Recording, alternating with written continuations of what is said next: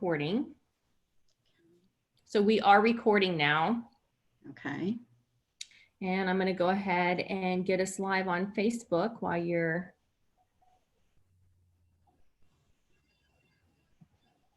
getting started. Great. Oh, there's Gwen. It's so nice to see her as well. We have a great crowd this morning already. We are just about ready to get this started.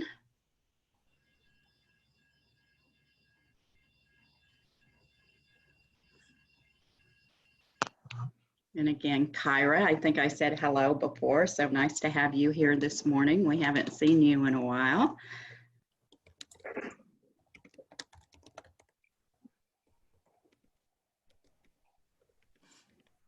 Can you hear me? Yeah, we had muted you just while you were up, so we didn't hear all, all that noise. So we are just about to get started. It's good to. And then again, if you want, you can always, when you're not speaking, mute yourself and then unmute by that as well. Okay. All right, well, we are just about to get started here. Every clock and my phone, everything shows a different time. So good morning and welcome everyone to our Women Rise meeting. My name is Tracy Irving and I am the Associate Director at TWU, Center for Women Entrepreneurs. So I'm so happy that all of you are here this morning. For those of you who's here for the first time, we want to welcome you and tell you a little bit about the Center for Women Entrepreneurs. We were funded in 2015 just to help promote women in business anywhere in the state of Texas. And we do that through small business advising, funding, networking, and trainings and professional development. So we're so happy that you are here. Our center is part of a bigger center. We are part of the Jane Nelson Institute for Women in Leadership, and that has our center, the Center for Women in Politics and Public Policy, and the Center for Student Leadership. So we are all about helping create strong women. So we're glad all of you are here today. Donna Lisa is going to be the one who is taking your questions. We're going to take those at the end of the program. So you can send your message privately to Donna Lisa Stinyard if you have any questions. And we often find a lot of times as the program goes on that your question may have already been answered. So again, we're so happy for all of you that are here today. And we're so excited to have our guest here as well. So we have started. We're going to have just a very small presentation, and that is something we're going to get to you. The presentation is just for the purpose of letting you know what our overview today, what we're going over, what questions are going to be asked. And then as you get this later, there'll be some resources in there for you as well. So today we're doing Writing Winning Grants. It's a question and answer with professional grant writer, Diane Panasci James. Hello, everybody. Good Morning. morning. We're glad you're here. Thank you. We just wanted to start out. A lot of times there aren't grants for small businesses, but more and more are coming out right now.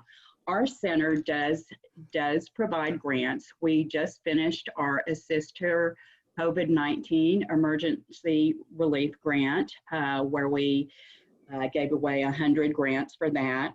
We have also done 40 Start Her micro grants, and then we have some other potential new grant programs that will be coming in the future. So we also want to make sure everybody is prepared to write for the next grant or be prepared when any other grant opportunities do come available. So what we're going to look at today, we're going to go over the grant writing process, and that's going to include eligibility requirements, the application requirements, how to build your budget, writing the grant proposal, proofreading and reviewing your grant application, submitting your application, and then follow up on application status. The next slide here are some other grants I have found for small business. And again, we're going to send this out to you, so you don't need to try to hurry to take notes on this. But there are a lot of other grants out there now for small businesses, and we do try to focus that on social media and other sites as well, and our website, when we realize that they're coming up or there are new opportunities for you. There are government grants at grant.gov, and they actually found our grant and put it on their website.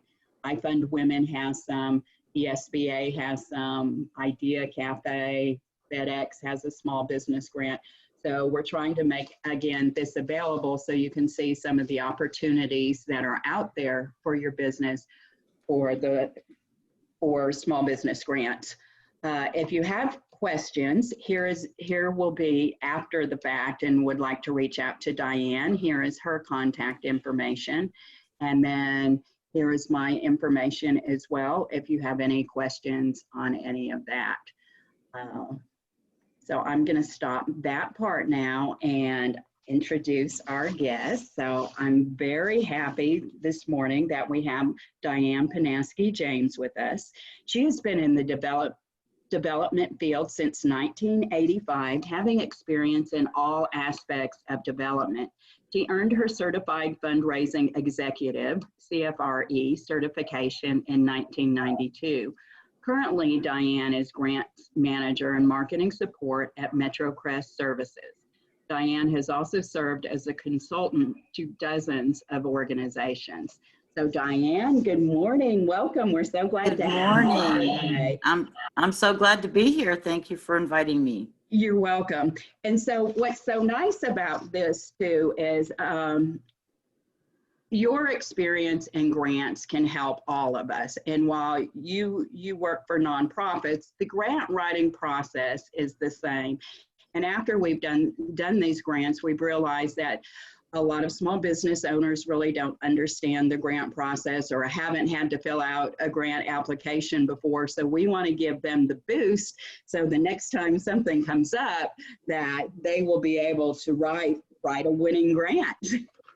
Right, whether it's to the grant application is to a corporation or foundation or the government or TWU, the basics are the same, the things that you need to look out for and pay attention to.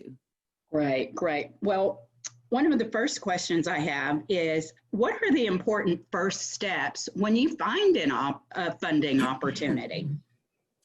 Well, one thing I learned early on in my career is to address it sooner than later, because it's likely to take you longer than you think it will. And if you finish early, all the better. But as soon as you learn of one, you need to look at it. And the first thing you need to do is read the RFP, the request for proposals, or the grant guidelines very carefully twice, because you want to look for eligibility. If you're not eligible, there's no point in wasting time on a proposal if you're not on your end or the funder's end.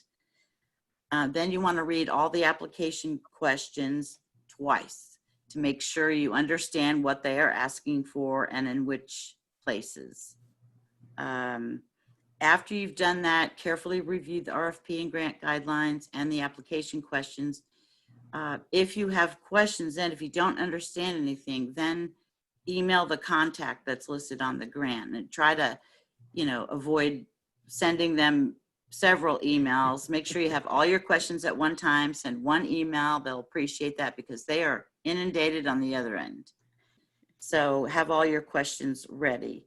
And then, if you don't, once you get into it, if you don't understand something, then you can contact the funder again. But if there are attachments or sections for which you will need input from another person, such as the finance person or your accountant or bookkeeper or whatever, let them know as soon as possible what you need from them, and give them a deadline a week before you need it. So there's no problems about, I do that routinely. If I need something from another staff member, I might not give them a week in advance, but I'll give them at least some leeway because they're busy too. So everything has to come together on my end to submit. And if you are eligible and you decide to apply for the grant, make a checklist of everything you will need, especially attachments. And, I need this from so-and-so and this from so-and-so, so that you can chart your progress throughout. And then when you go to submit the application, you have that checklist there. Well, these are all really, really great tips. And one thing that I really love that read it and then read it again, and then make sure that you meet the eligibility requirements. Also, I know on ours we had FAQs, but I think a lot of people never found those. And so people should always, I would say, always go to the website where the grant is coming from and read the rules on there and the guidelines, and if they have FAQs and who you need to submit it to, that all that information will be on there. Because I think one of our applications ended up in a newspaper and it was only the application and none of the other information. So if you ever do find something like that, try to go to the original source so you can find the information that they have laid out for you. So again, that's all great information. Again, read twice, read 3 times if need be on there. Because I think every time you look it over, you find something you missed the first time or that didn't work. So, so what if your business doesn't fully meet the eligibility requirements? Now, I know you did address this. So we did have some experience with this and people were asking questions about that. That again is where I know it's always best to reach out because we can clarify if you're not sure.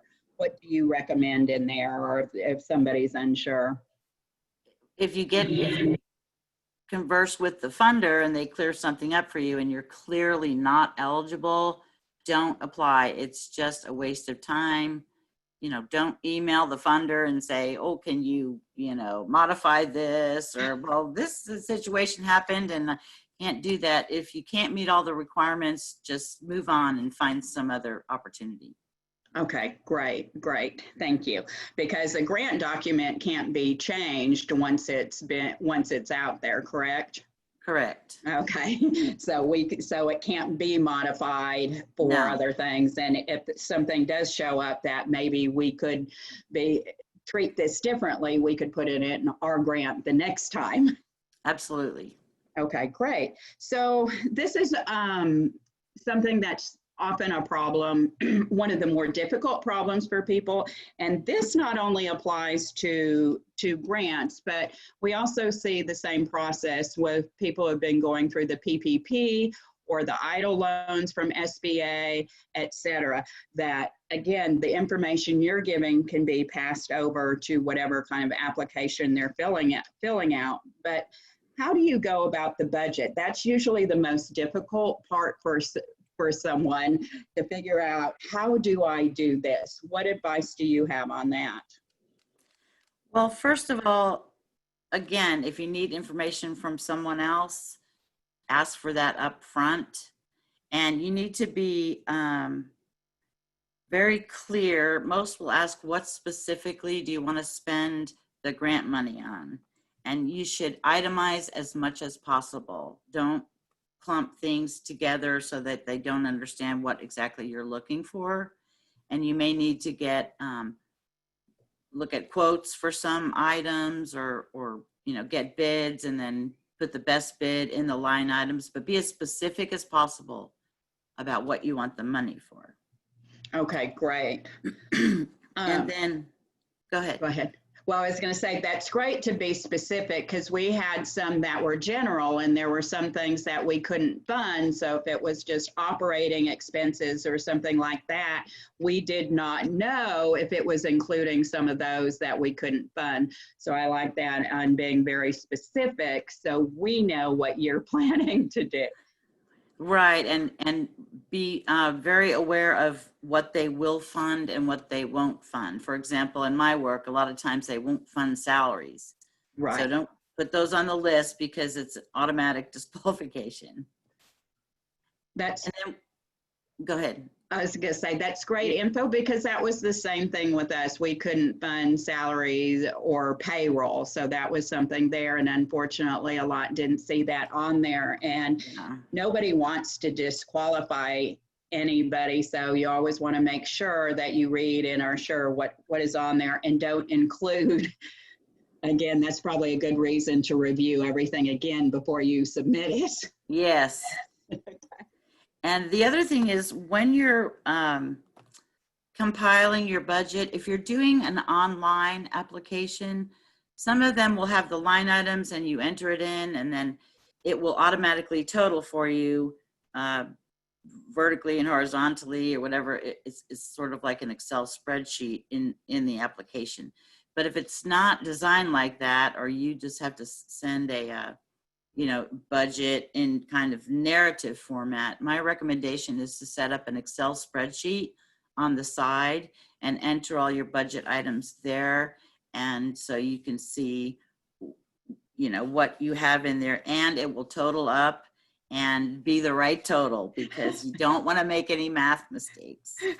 And if you're doing it in some other format, like Word, check your math 3 times, because you don't want to send something to a funder that doesn't add up. Oh, great It might advice. seem like a very basic thing, but that's where a lot of mistakes get made. And those are the things that could disqualify someone, right? Exactly.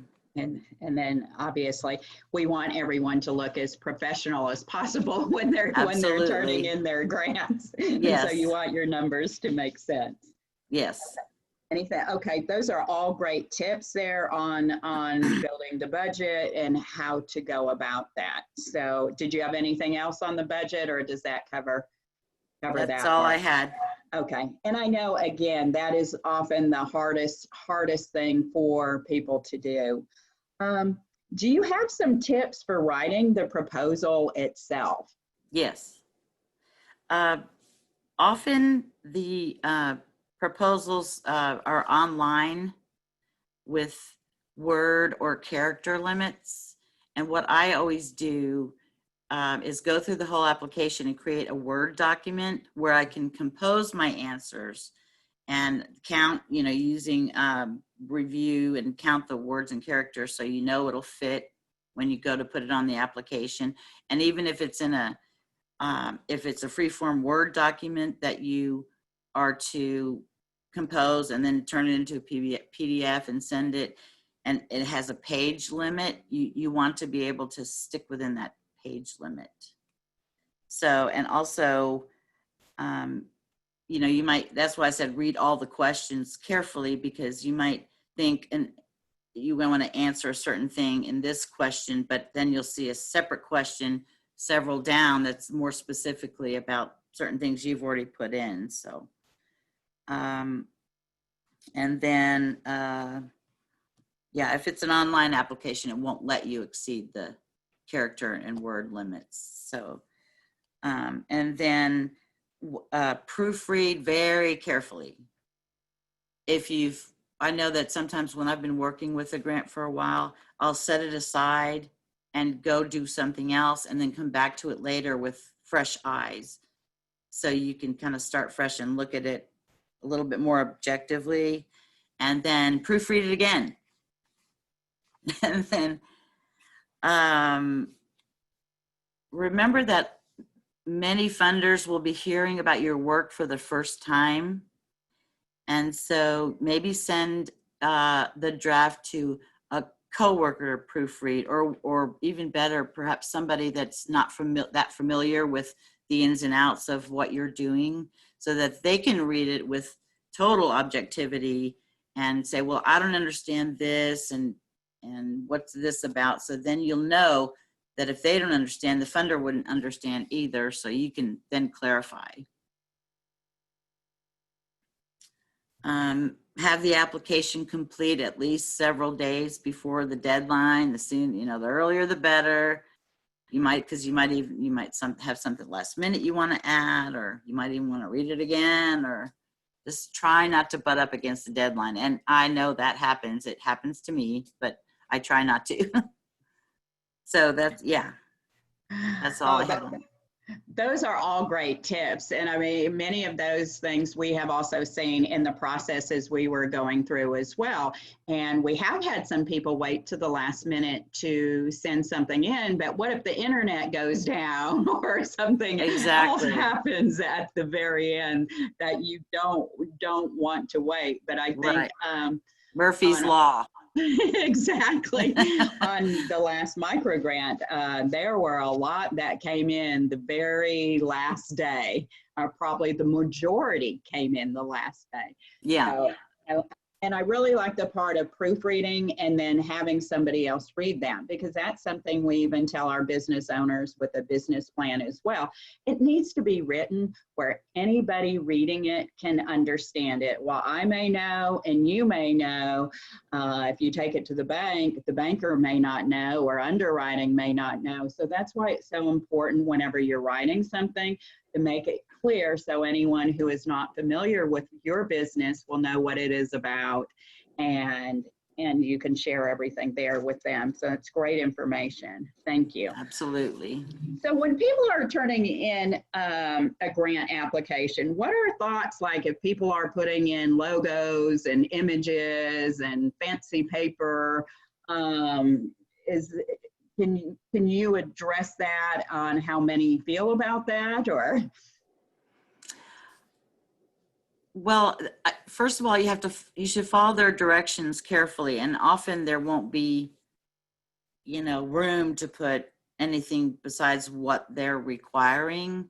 But I know that, some people, if it's just a Word document you send in, some people add, pictures and other little quotes and things. And what I've learned is the simpler, the better. You want to have your logo on there, maybe your mission statement, or what you do, what you're trying to accomplish. But anything else is tangential to the funder. Okay. So keep it simple as possible. Not a lot of graphics and charts and, Okay, great. Yeah. I could see where some of that might be distracting, or it may be harder to find the information in there when they're looking through all the other images and things with there. Thank you for that. Is it okay to contact the grantor, and when should it be done? That should be done upfront after you've reviewed and re-reviewed the RFP and the questions. So again, you ask all your questions at the same time. And then of course, while you're filling it out, I think I've already said this, that you can, if you run into something and don't understand, you can do it then. But, the funders just snowed under on their side. So it is pointless to contact them after you've submitted your grant, because it's done. If it's online, it'll say, review this before you submit, because you cannot make changes afterward. And that's just, you have to meet the deadline. You can't go back the next day and say, oh no, I forgot to send this. If you have your checklist, that won't happen. Checklist and check it twice. Okay, that's all great information. I was the one that took the questions on our last grant program, and there were some they said, I just submitted my application. I have a question. Yeah, no. It's like, please. Don't do that. Please ask questions before. And we're really glad to help everybody, Sure. Answer the questions that they may have. But again, I think with what you said, it's important for them to read through the document again before they ask their question if they aren't sure. If there are frequently asked questions, because those are some we've developed just because we hear the same question over and over again, to go and look at that area. And many times the question is already answered. But Right, I was or added to the FAQs once, if you get enough questions about a certain thing. Right, right. And we did do that this time as well. I mean, we didn't change the grant document, but with the FAQ, we found we're getting quite a few questions about this. How can we make it more clear? What is a good way to address it? So Right. again, we're always happy to answer questions, but again, you hate to answer the question that the answer is already in the FAQs or somewhere else. So again, it's always a good, as you said, always a good idea to just make sure you've read and reread before you ask your question. Right. Right. So what is the best way to submit the application? And I know we worked on this some yesterday and talked of some of the different things with it, but I know that so I'll go ahead and let you address that part. Whatever they say to do, you have to follow their directions exactly.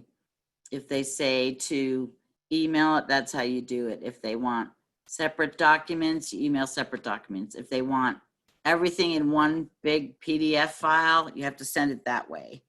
And that's the only way they'll accept it. Don't mail it because it won't be reviewed. Don't hand deliver it because it won't be reviewed. And just follow the directions. Otherwise, you'll be disqualified. And Okay. then if you're emailing an application, a lot of times they will send back an auto reply, an automated, a generated email that says we've received your application, but sometimes they won't. So if you're emailing your application, request both a delivery receipt and a read receipt. And that way there'll be no question because you'll get those back and you'll be able to see, okay, it was successfully delivered to this email address and that they read it. So there's no question on either side. But most places will send you an automatic email saying we received your application. Let's see. Yeah. Okay. So what about, and I know we found this as well. We asked for one PDF. And so we did end up getting somewhere there were 10 different documents that came together, or that some did not send it to the correct person. So I know that can cause a problem as well.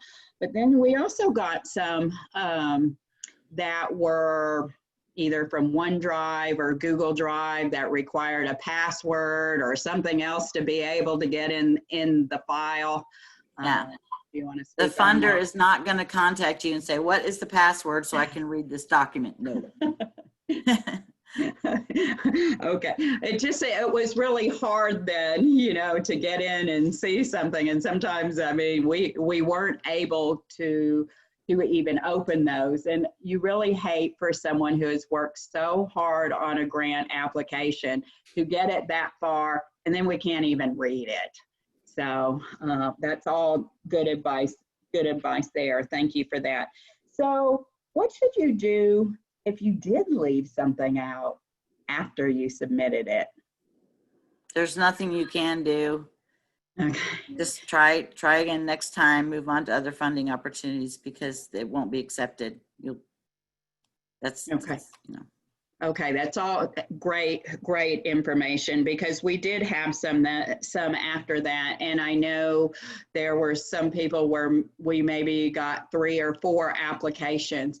We had over 5,000 grant applications. So when you find it's very difficult then when you're going through and somebody sends one after the other, and it's unfortunate. We don't want to be rejecting people, but it's so important to follow the guidelines.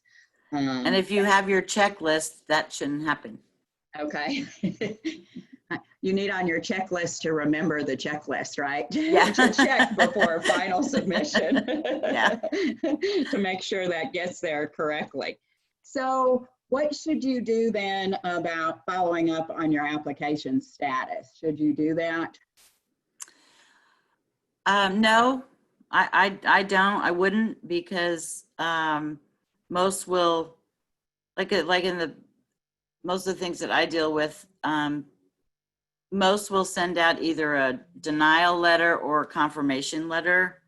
Okay. And they're being, while they're being reviewed, and a lot of them will have a specific timeline. Okay, grants are due this day and they will be reviewed and decisions made by this date. So you don't want to be emailing or calling the funder asking about if your proposal has been reviewed. It's being reviewed if everything was in place. So that, don't do that. They're busy. Okay, great. So then what about if you get a rejection letter? Should you be replying to that? You can, if it's what I do with foundation and corporations that I approach, I will send a letter thanking them for considering our proposal, because if I get a rejection from a foundation that I've just submitted to for the first time, I'm going to try at least 2 more times. And so, want to, try to build the relationship, when there's a lot of them won't even give you feedback about what was wrong with your application or because they receive too many. So if you want to, you can send a letter of thanks, but it's not necessary.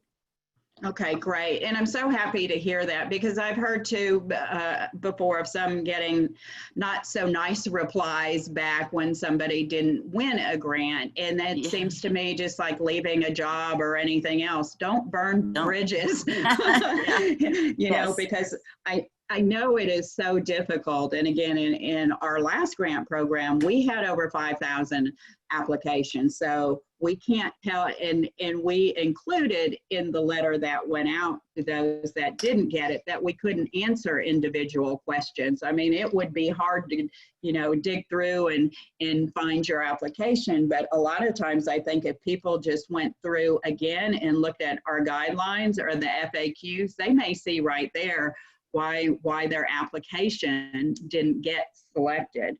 Yes. One thing, go ahead.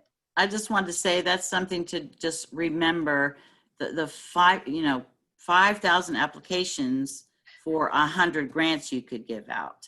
So so you would have to, you'd have to disqualify applications for anything, because you can't possibly, some that had obvious, they forgot something or, but, you have to put your very best foot forward and, try not to bother the funder, because they are reviewing the ones that qualify, that met all the qualifications and eligibility and all that.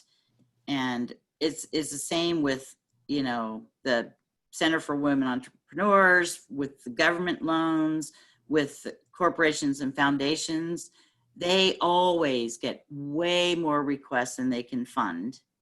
And so sometimes it's not that your project or your business didn't have merit. It's simply that they could not fund everybody. And so you keep trying, maybe with them again or other funders. It's just the way it is today. Okay, great information. One thing that we found as we were going through our grant program that caused some problems later, because we did send everybody a letter one way or the other, but it turns out some people were using a lot of different email addresses. Oh, right. Yes. And it caused many, and they're like, did you receive my application? Or I didn't get a letter. And it turns out maybe even, and especially during COVID, maybe somebody sent it to their child to send in for them because they couldn't put things in a PDF or something. And I think some we found 3 different email addresses. So I think it'd be great if people would just use one for it and use that as the one they follow up with and that they check. I know even one of our grant winners, she didn't know till the next week, because her secretary sent it in, and the day the letter went out, a tree fell on her secretary's car, and so she wasn't even at work. So they didn't even know they won the grant. Oh boy. So I was going to say that's something, you know, important too that we learned. So overall, summing up everything and putting in a grant application again, are there other things that you would like to add, or pointers or things that can really help everyone put their best face forward when they're applying for a grant? The only other thing I would say at this point is, you know, you've putting your heart and soul into this business, and, or, you know, the organization you work for, and, you know, let that come across, but remain professional at the same time, if that makes sense. Right. You know, let them know how important this is, or what a good business this is, or whatever. And how it would benefit. I mean, that is great information. And that goes again back to what you said earlier, that other people don't know your business and what you're doing. And it's up to you to do that, come across the best way as possible.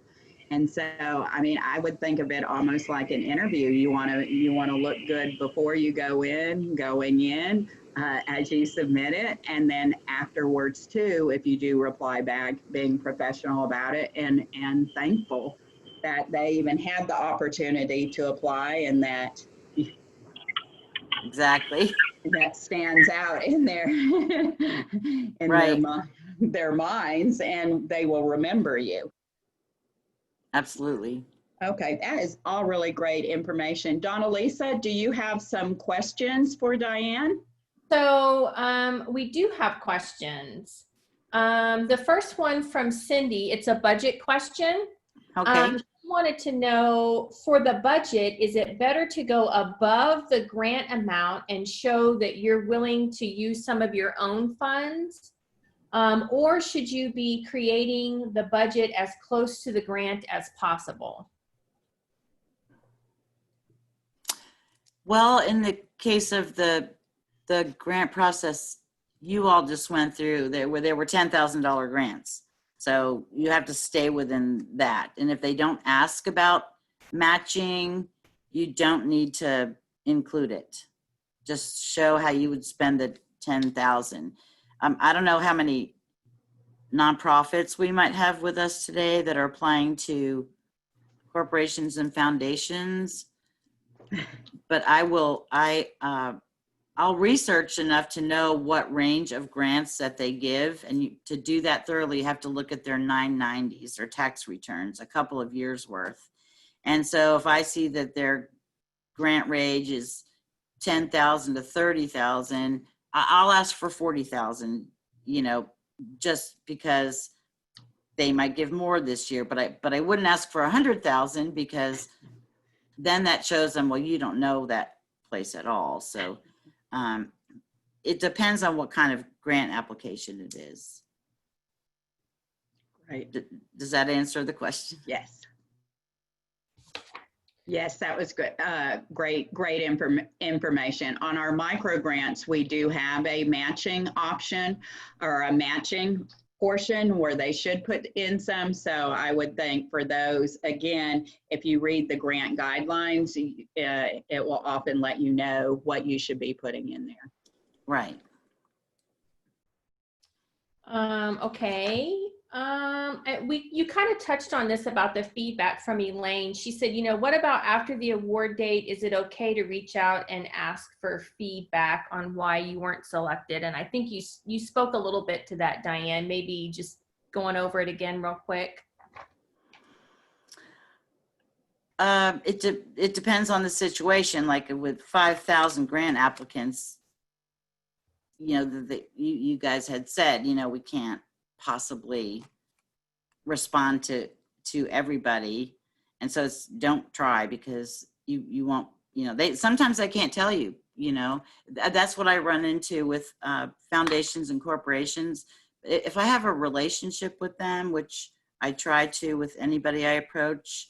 Sometimes they'll say, it was a great grant application. You had everything there. It's a great cause. Our board of directors just wanted to fund some other projects this time, but, apply again. Or sometimes they'll give you some feedback that, you should maybe next time present this a different way. It depends on what kind of funder it is. Okay, we had this next question. We had two people, Stacy and Jennifer, asked it, and they were looking for some good places to look for valid grant opportunities. For businesses or nonprofits? I'm assuming most likely businesses. Yes, business. She just responded. Okay. I will answer some of that, and then you Okay. can as well, Diane. It is in the PowerPoint presentation that we did at the very beginning, some sources in there that are for businesses. Grants.gov is one. They also do nonprofit, but they found our grant online, and I think the second day after we posted it, it was on their website. There's one called I Fund Women. I believe it's ifundwomen.org. Again, all of these are going to be in the PowerPoint that you had. But right now, more than ever, look to your local communities. Economic development corporations in many of the cities around here are offering grants to small business owners. Denton had one, Aubrey, the Colony, Prosper, City of Dallas. I mean, make sure you are looking and following your city, county. There were even some state grants as well. So make sure that right now you're diligent in looking for these opportunities, but first start in your own backyard because your community may be offering those. There's probably more opportunities for small business grants right now than we have ever seen before.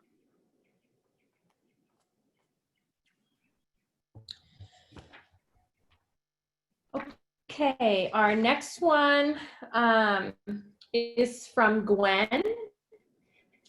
I understand grants don't salaries. Do they cover consulting fees or like training development for trainers? Like if you have a train the trainer, like you want to send somebody to training and then bring them back to be able to train other staff members. Well, I'm sorry, what was the first part of that? You were breaking up. Sorry about that. I understand that grants don't cover salaries. Do they usually cover consulting fees or training development for like train the trainer? Some will cover salaries. And it depends. Some will cover consultants and training to come back and train employees. It just depends on the grant. If it's not clear. Yeah, I think my question was, I understood that it didn't cover salaries, but if you were going to serve as a consultant to an organization or a group or put together a program where you're actually consulting or you're doing professional development and personal development, would the grants typically cover that type of, expense? Possibly. If it's not clear in the RFP, that would be a question to direct right to the funder in an email to see what's eligible. If you have a question about what's eligible, that's a question for them. When that is something I'll address as well too, because there are some where they don't want salary or wages, but consulting can be considered differently. So we on ours, that is something if somebody was going to hire a consultant for a certain projects, that it often is allowed. So that again is something you'd want to ask that question of the grantor, because I mean, you'd hate to miss it on something so close. And if that was something that was really going to benefit your business, again, you'd want to double check with them to make sure it was allowed. Because sometimes with some of these, there is a fine line of what you can do and can't, and consulting sometimes can pass and can go through and be accepted. Okay, thank you. All right, we have another one from Ashley, and I know both of you spoke out a little bit about this, but maybe getting some additional clarity.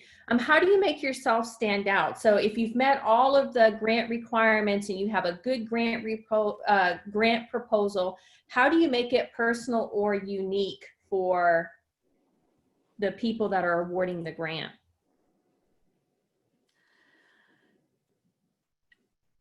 Think of it as sales. It's a sales pitch, basically. And if you're writing, if it's good writing and it's clear, that's what they need to understand your proposal in terms of, you know, trying to stand out. And you know, you don't want to put any extraneous information in there. Just if it's a well-written proposal, that's all you need. That was great. Thank you, Diane. And again, with ours, unfortunately, a lot of them did not meet the requirements. Ours was a rolling grant, and there it was just even filling out the grant application properly, you know, was one of the main things there, because again, so many, there were many we couldn't even open or read. But again, and I think the important aspects that Diane has already talked about, the spelling, proofreading, that everything is just right. I mean, that alone stands out when you get a lot of those that don't qualify. Right. So just real quick for those, there's a lot of people that are asking about the PowerPoint slide deck. It'll be in the replay.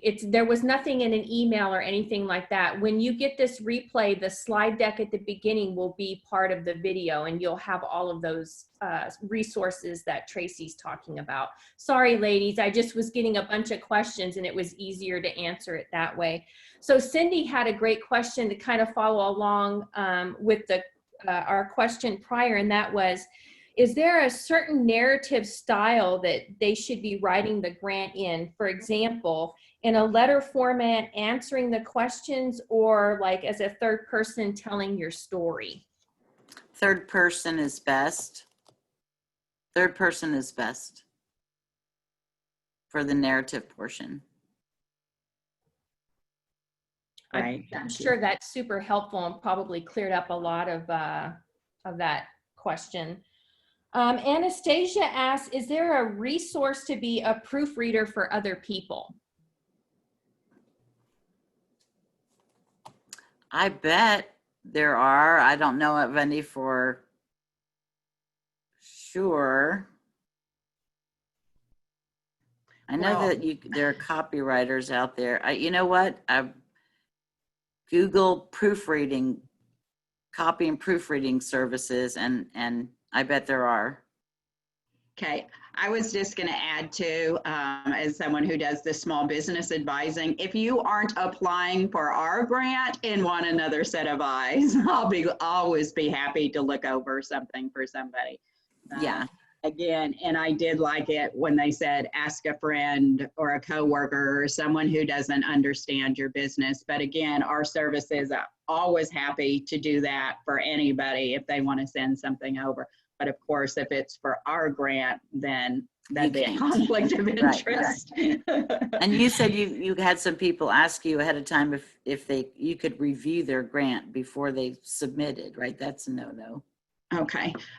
Yeah, I was trying to think if there was some other things as well, or, you know, what do I, yeah. So you just want to be careful with it on that end. Yeah. So we have another question from Laura. I think this is a great question too. Is there ever a reason to ask for less than the grantor allows in hopes that asking for less, they might be able to fit it in their grant funding?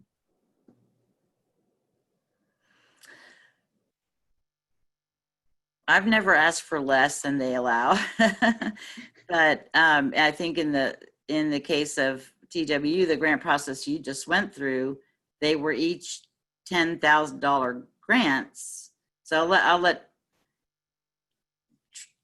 I'd say if you don't have enough legitimate expenses to use that much money, look for it someplace else. And I think Tracy can speak to that. Okay. Most found a use for 10,000, but we did find or more, but there were some that had a lower amount. And again, our grant was set at 10,000 per person. So, I mean, it wouldn't have made a difference if you did that anyway. And we know, in business, surely they could find something to use that money for. Right. Yeah. So the next one I'm going to ask, I'm so sorry if I say your name wrong. It's Shantae Richardson. She's asking a question and I'm a little unclear. So if she can unmute herself and go ahead and ask that, then we'll cut out the middle woman here. Okay. Good morning, everyone. Hello, Shantae. Hi. So I had a question, and it's more so I'm going by my mission statement because the type of business that I'm looking to start, it would also be, I would like for it to be profitable, but I would also like for it to give back to the community in regards to students and educations and geriatrics and so on. So my question is, how do I know which route to take for it to be an actual business that's profitable, or should I go the nonprofit route? You can be a profitable business, and then make charitable contributions to whatever organizations you like through the profits. I mean, this is, companies do that, but I guess it depends on,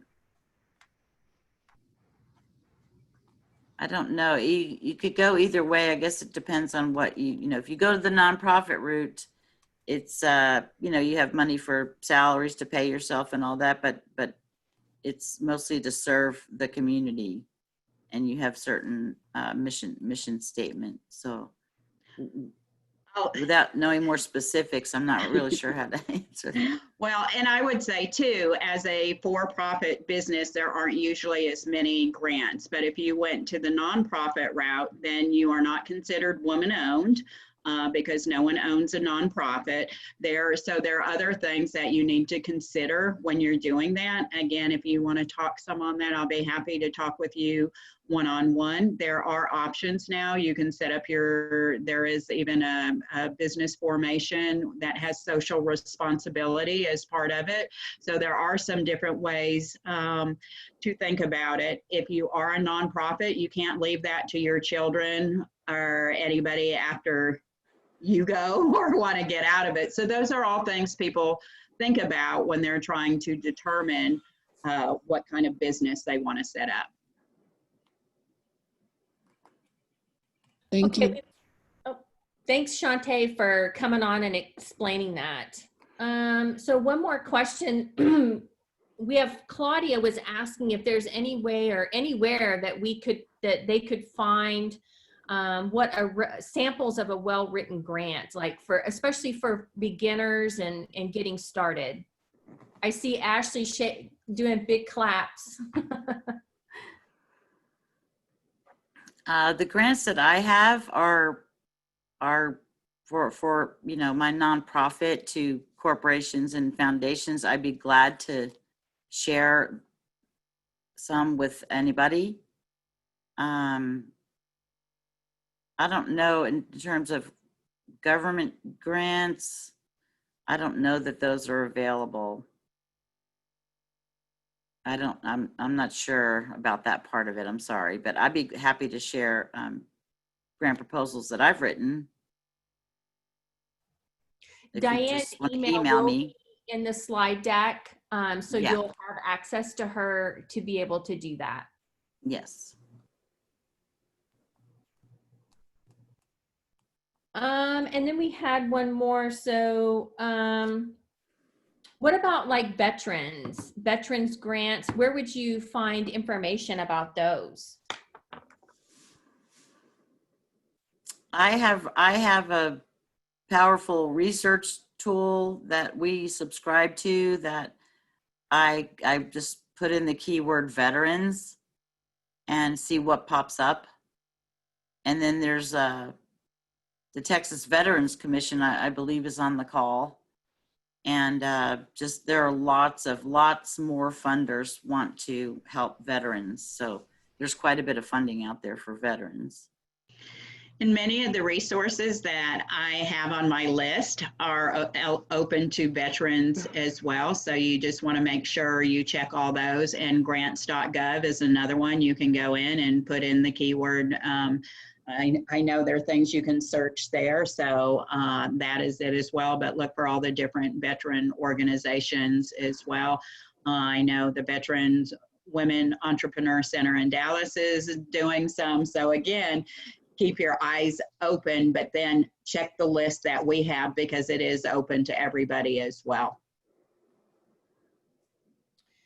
Yeah, and as the social media person, I just would like to encourage you to make sure you follow us on Facebook, because as we, I troll the internet and I try to reach out and see what other organizations are doing and try to bring in some of those national organizations. I believe like Alice, and there was another like Shea Butter that that was offering grants to women of color. So follow our Facebook page, and we're always sharing that information on there. So make sure you do that. And then we had one last question. Somebody was asking if there was an opportunity to review grant submissions and get paid.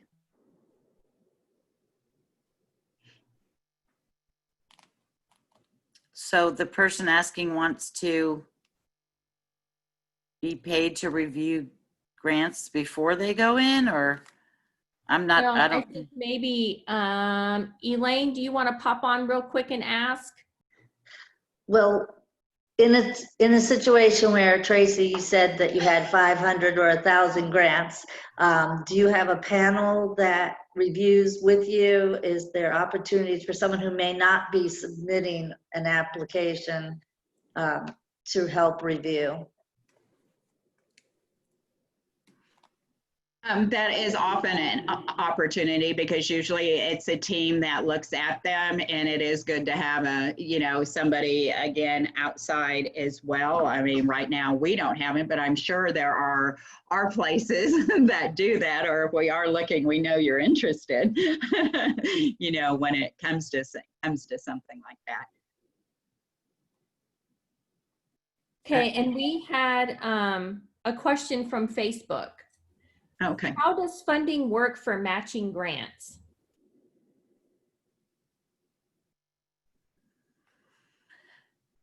In the most basic terms, they'll say, we'll give you this much money if you raise this much. Sometimes it's a one-to-one match or some other formula. But I mean, it's I know for nonprofits, it's a powerful fundraising tool because it helps to spur people to give more money. I don't know how it really works with, well, if it's a government application, that they want to know, say, for example, they want to know, we'll give you this much, but you have to put, you put in 25% of the total amount you're asking for, and we'll give you the other 75% or something like that. It can just vary depending on the funder. And I'll say with our micro grant that we do, it's $5,000, and they're to put in 10%. Okay. And that's kind of like we always tell people when they're starting a business anyway, people we're more willing to give. They want to know you have skin in the game as well, that it's not just somebody else doing all the funding for you, because, they want you to be a part of it and have money and invested as well. So, great. I do want to add something. Christina Mortel is here with the Texas Veterans Commission, and she did write in the comments, so I don't know if they saw, for the person asking about grants for veterans. She did say, as I did as well, grants.gov has them on there, or you could try via industry or VA, and she has her information in the chat box if you want to find that, so she can help with that for veterans.